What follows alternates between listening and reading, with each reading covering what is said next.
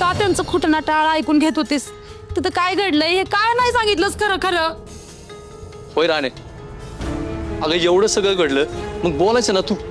असं गप का बसलीस तू? हे बघ, असं गप बसून अडचणी नाही मिटत, उलट वाढत्यात. तुमच्या दोघांचं पण सगळं बरोबर आहे, पण मी तिकडे बोलून काय झालं असतं? जेव्हा आपण एखाद्या माणसाची एवढी मोठी मदत करतो आणि त्या मदतीची आपण जर त्याला जाणीव करून दिली तर त्याच्या मनात उपकाराची भावना तयार होते, आणि ते मला नव्हतं करायचं. माझ्या बरोबर काय झालं किंवा काय गोष्टी घडल्या ह्याच्यापेक्षा जास्त महत्वाचं आहे की आज इंद्रजित सरांचा जीव वाचला.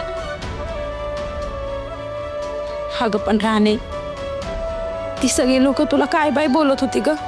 तू इंद्रा सरांना धक्का मारून त्यांचं पाकीट चोरणार होतीस असं बी बोलत होते. आणि मी म्हणते, आपली चूक नसताना आपण काय एवढं सगळं ऐकून घ्यायचं राणे?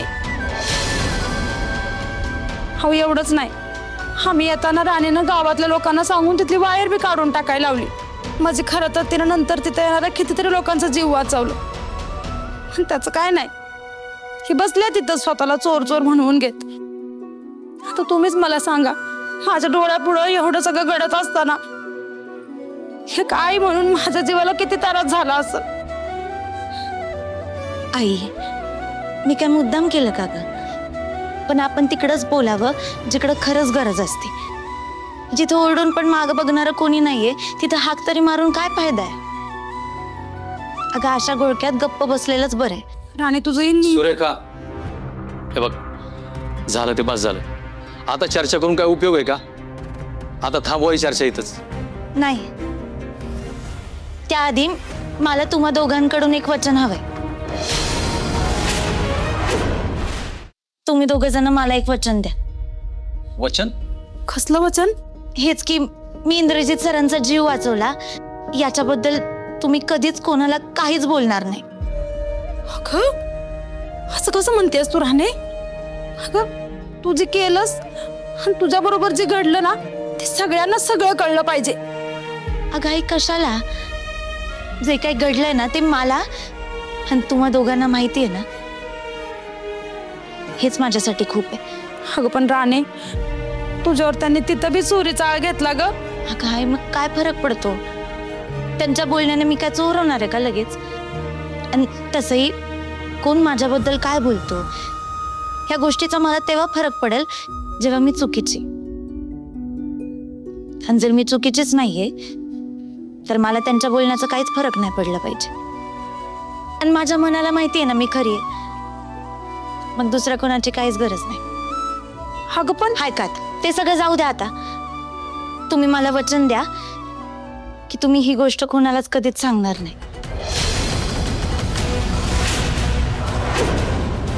लई हट्टी आहे, नाही ऐकणार ही पोर.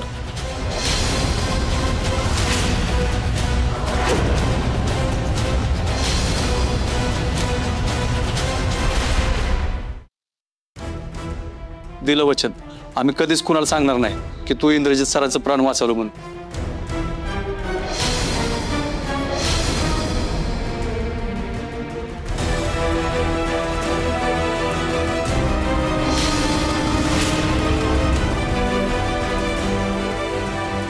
ठरलं, आपण या विषयावरती आता परत कधीच बोलणार नाही.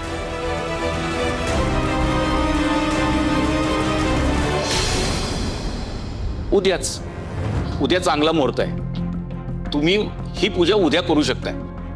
हो चालेल ना, आपण उद्याच ही पूजा करूयात. इंद्रा, तू उद्या फॅक्टरीत जाऊ नको, सुट्टी घे. आई, मला नाही जमणार. मी सांगितलं ना, तू ऐकलं नाहीस का गुरुजी काय म्हणाले? केवढं मोठं संकट टळलंय तुझ्यावरचं. आता मला पुन्हा तुझ्या बाबतीत असं काही व्हायला नकोय. गुरुजी, आपण अगदी उद्याच पूजा करूया. तुम्ही पूजेसाठी लागणाऱ्या सामानाची यादी द्या, आम्ही लगेच ते सगळं मागवून घेतो. आणि हो गुरुजी, अन्नदानासाठी कोणकोणते पदार्थ करायचे तेही सांगा, म्हणजे आम्ही आत्तापासूनच तयारीला लागतो. शक्यतो पंचपक्वान्न असेल ना तर उत्तम. म्हणजे पूजेचा विधी यथायोग्य संपन्न होईल.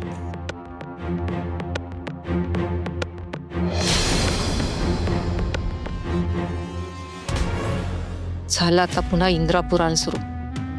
आल्यापासून नुसतं त्याचं कौतुक आणि त्याचे लाड सुरू आहेत. आज काही झालं नव्हतं तरी त्याच्या नावाची पूजा घालतात. काय काही चाललंय या लोकांचं. काही भलतं सुरू झाले आता. बोलतच नाही, आपल्याच फायद्याचं आहे. हे काय चालू आहे आता नवीन? आज माझा मृत्यू कसा झाला असता? आज पूर्ण वेळ मी तिकडे होतो तेव्हा माझा कोणाशीच काही संबंध आलेला नाहीये.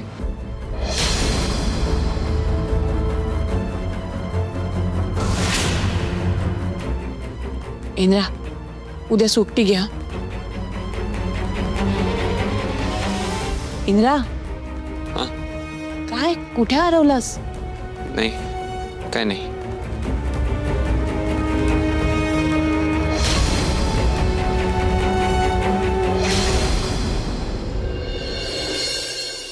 मम्मा, अगं उद्याच्या पूजेसाठी काय काय लागणार आहे ते पटपट सांग. अजूग्र लिहितोय. गेलो. हळकुंड, सुपारी, हा, विड्याची पानं.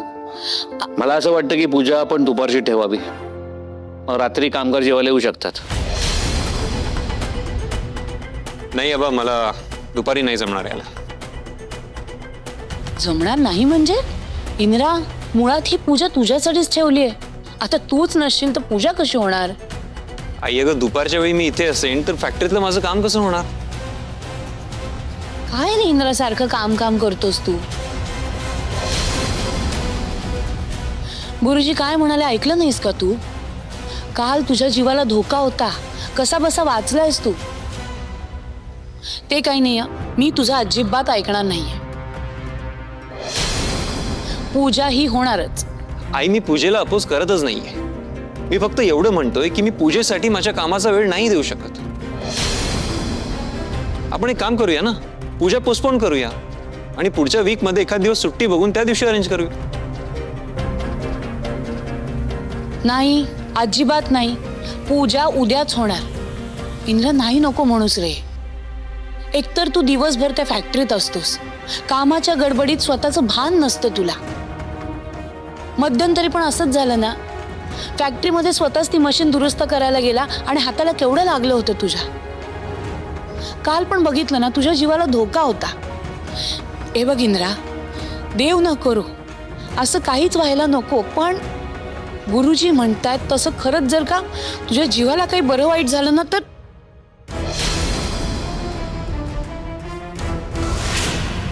इंद्रा ऐकणार आहे माझं.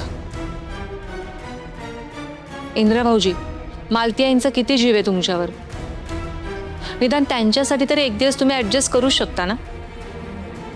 आणि फॅक्टरीतल्या कामाचं म्हणाल तर ते सांभाळायला विक्रांत आहेच आहे की. हा, मी थांबेन फॅक्टरीत. तू फॅक्टरीत थांबून काय करू शकतोस हे मी चांगलं बघितलंय विक्रांत. आई प्लीज, मला फोर्स करू नकोस. तुला चांगलं माहितीये माझ्यासाठी काम आणि वेळ किती महत्वाचं आहे. आणि माझ्यासाठी तू किती महत्वाचा आहेस हे तुला माहित नाहीये का इंद्रा? बरं ठीक आहे, आपण एक काम करूयात, पूजा संध्याकाळी ठेवूयात. म्हणजे तुझी कामही होतील आणि पूजाही होईल.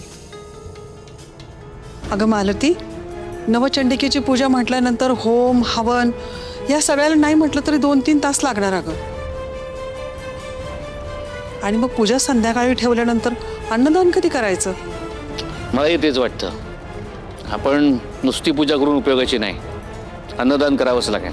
हो, हा, आपण तर पर्याय भेट होता. दुपारी पूजा ठेवू आणि संध्याकाळी अन्नदान. नाही, हे जे म्हणतात ना पूजा दुपारी ठेवू, ते इंद्रासाठी नाहीये. ते कामगारांचा विचार करतायत. कारण पूजा जर संध्याकाळी ठेवली तर कामगार जेवणार कसे हा प्रश्न त्यांना पडला असेल, हो की नाही? आलं ती गुरुजी काय म्हणालेत, अन्नदान करावंच लागेल. आणि जर माणसंच नसेल तर अन्नदान कोणाला करणार आहोत आपण? आणि तसेही फॅक्टरीच्या MDच्या घरी पूजा आहे, त्यामुळे कामगारांना निमंत्रण द्यावंच लागेल. आणि आजपर्यंत आपण प्रत्येक पूजेला कामगारांना आमंत्रण दिलंच आहे, त्यांना डावललं नाही आहे. हो, घरच्यांपेक्षा तुम्हाला नेहमी बाहेरच्यांचीच जास्त काळजी असते. आणि त्या कामगारांच्या पुढे तर काय, तुम्हाला तुमची बायका मुलं काहीच दिसेनाशी असतात. तुम्ही कुठला विषय कुठे येत आहे मालती? तुम्हाला कामगार नको आहेत का? पण तुम्हाला का ते प्रत्येक वेळी हवे आहेत? नाही म्हणजे असं काही नियम आहे का फॅक्टरीत की आपल्या प्रत्येक कार्यक्रमात कामगारांना बोलवलंच पाहिजे तरच ते काम करणार? अहो, अन्नदानच करायचंय ना, मग गावातल्या लोकांना बोलवूयात. त्यासाठी दरवेळी कामगारच का हवेत? कामगार गावातले नाही आहेत. कामगारांना सोडून इतर गावकऱ्यांना बोलवलं ना तर कामगार दुखावले जातील. तेच म्हटलं, अजून त्यांच्या दुखण्या खुपण्याचा कसा विचार केला नाहीत तुम्ही? मला तुमचं हेच वागणं पटत नाही. हा पूजेचा घाट आपण कोणासाठी घालतोय? माझ्या इंद्रासाठी ना. मग त्याचं पूजेला असणं जास्त महत्वाचं आहे. पण तुम्हाला काय पडलंय? तर संध्याकाळी पूजा ठेवली तर कामगार जेवायला कसे येणार? अहो, जेवढा विचार त्या कामगारांचा करता तेवढा रक्ताच्या नात्यांचा तरी करता का? तुम्हाला कळतं का तुम्ही काय बोलताय ते? काय चुकीचं बोलतेय मी? सांगा ना, काय चुकीचं बोलतेय? इंद्राला पूजेसाठी वेळ काढ हे तुम्ही सांगणं महत्वाचं आहे. पण तुम्ही कोणाचा विचार करताय? त्या कामगारांचा. इथे मी इंद्रासाठी पूजेचा एवढा खटाटोप करतेय, पण त्याला आईपेक्षा वेळ जास्त महत्वाची आहे. आणि तुम्हाला काय, तर तुमचे कामगार महत्वाचे आहेत. तुमच्या सगळ्यांच्या भल्याचा विचार करते ना, तीच बहुतेक माझी मोठी चूक होती. मग मी काय चुकीचं बोलतोय? नाही नाही, मीच चुकतेय ना. आई आबा ना, तुम्ही जरा शांत व्हा. आपण करूया दुपारी पूजा. मी येईन वेळेत. नक्की येशील? हो नक्की येईन मी. आता तरी खुश आहेस? आता जीवात जीव आला जरा माझ्या.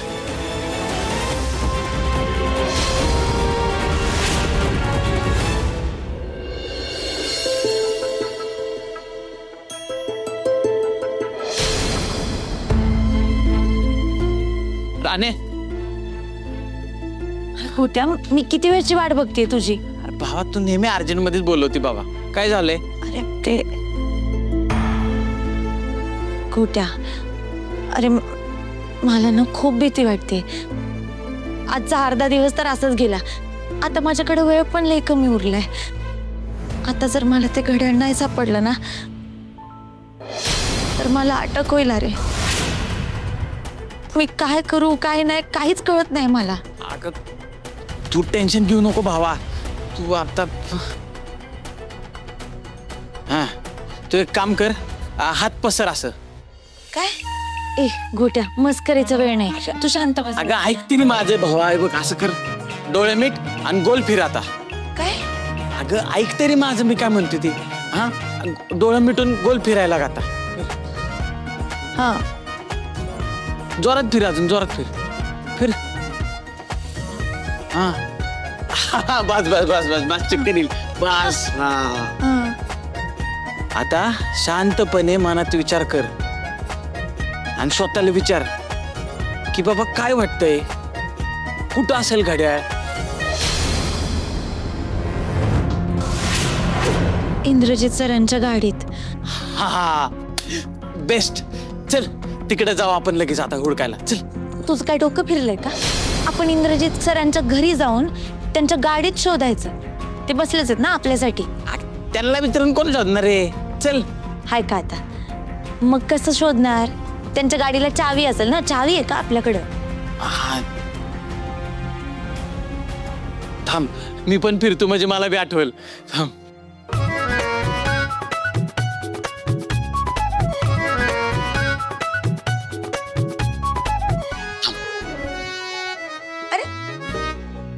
ए पायथागोरस, तोवर भूगोलाचा अभ्यास कर. काय चाललंय तुझ्या डोक्यात? अगं गोट्याच्या डोक्यात सगळ्याची चावी असते. चल. अरे बाबा थांब.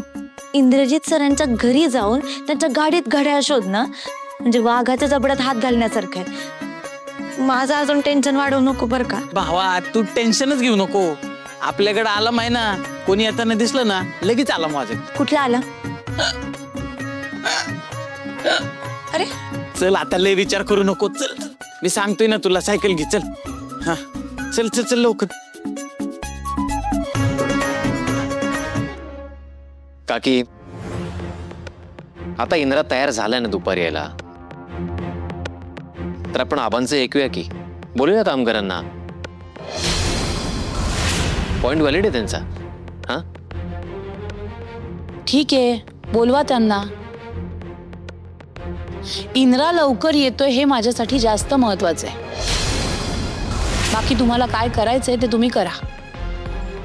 आणि इंद्रा, तू ही नक्की ये आणि वेळेत ये. ऐन वेळेस काहीतरी कामाचं कारण देऊ नकोस. डोंट वरी आई, येईन मी वेळेत. तर फायनली उद्या आपल्या घरात पूजा होतीये. I am so happy. Malti आई, पूजेचं तर फायनल झालं, पण त्या राणीचं काय?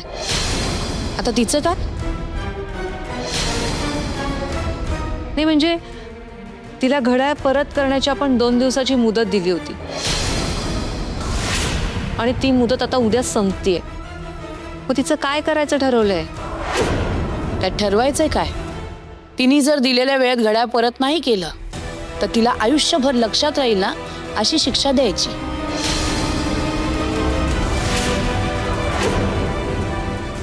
पण त्याआधी उद्याची पूजा नीट पार पडू दे. आणि ती जर नीट पार पाडायची असेल तर कृपा करून त्या चोर मुलीला ह्या घरात बोलवू नका.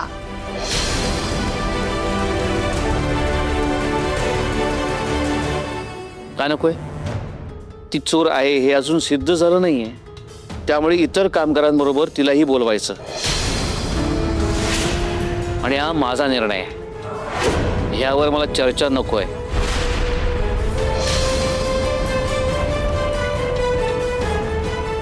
अरे यार, तुम्ही लोक परत सिरियस झालात. आपल्या घरात उद्या पूजा आहे आणि उद्याच्या पूजेचे मेन्यू आपण अजून ठरवलेले नाहीयेत. त्यात काय ठरवायचं?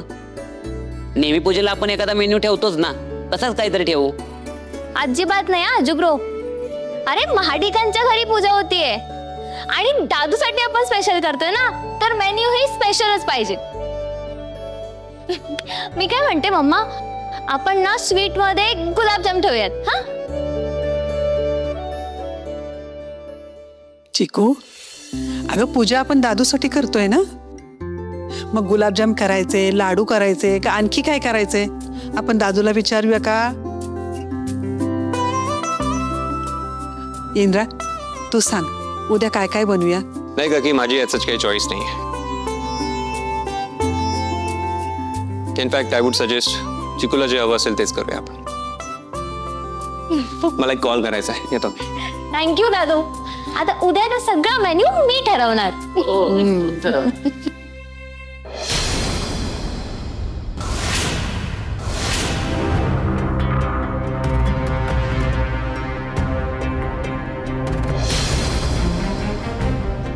कोट्या, चल आपण जाऊ परत.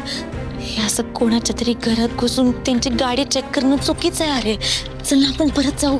राणी, त्यांना चावी मागितल्यावरती देणार आहेत का? त्यांना असं बी दुसरा का ऑप्शन आहे आपल्याकडे?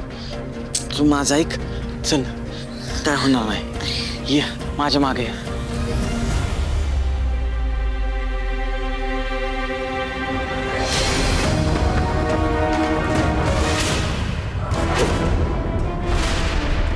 कोट्या, विक्रांत सर.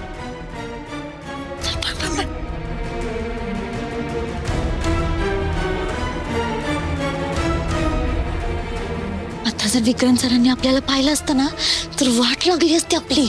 मला काय वाटतंय, आपण ना गाडी नको उघडायला, असंच बाहेरून बघू.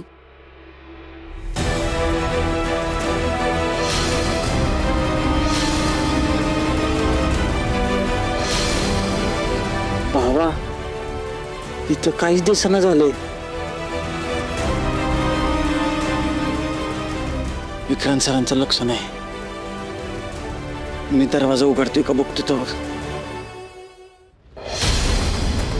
ते कुठे तुला जमणार आहे का? भावा, आपण प्रयत्न तरी करू. आणि असं बी गोट्या असलं ना, जगात काही टेन्शन नसतंय.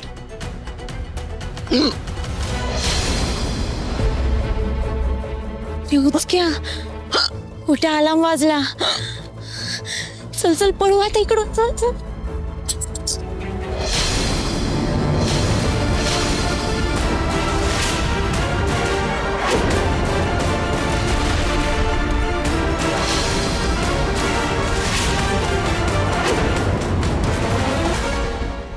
अरे बापरे, इंद्रजित सर पण इकडेच येत आहेत.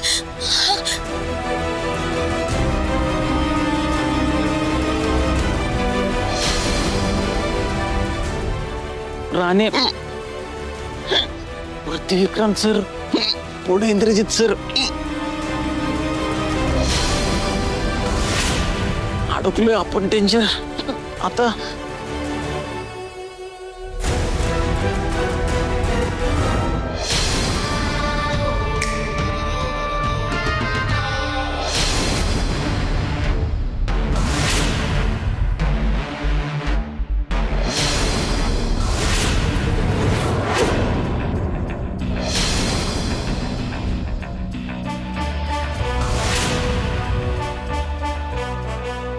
कोणी नाहीये इथे.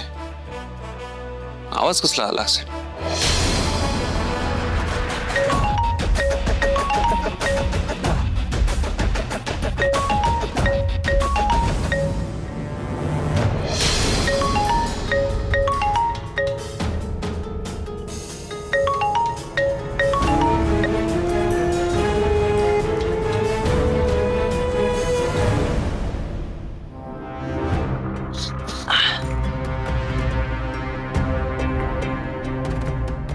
लागलं का? लय दुखतंय. गेलाय, पार कामातनं गेलाय हात. आता तुला कोणी सांगितलं होतं हात बाहेर काढायला? आता जर इंद्रजित सरांच्या हाती आपण लागलो असतो ना, तुला माहितीये ना काय झालं असतं? राणे, माझ्या हातापेक्षा ते घड्याळ सापडणं गरजेचं होतं ग. हाय का आता? अरे ते घड्याळाचं बघू आपण नंतर. आता इथनं बाहेर पडू आधी. तू चल बरं घरी जाऊ. चल चल.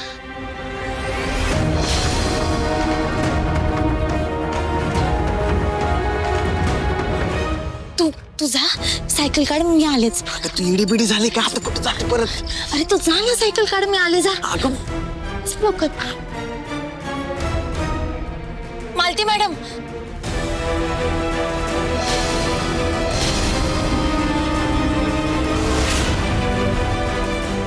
तू काय करतेस इथे? वॉचमॅन, वॉचमॅन, गेट कोणी उघडा ठेवला? तू काय करतेस ग इथे? इथे याची हिम्मत कशी केलीस तू? हा, निघ, चाल किंवा पहिले इथनं. मॅडम, मॅडम माझं ऐकून तरी घ्या. मला थोडी मुदत वाढवून पाहिजे होती. नाही मिळणार. ते चोरलेलं घड्याळ मी तुला दिलेल्या मुदतीतच मला परत हवंय. हो मॅडम, मी खरंच सांगते, मी ते घड्याळ चोरलं नाहीये.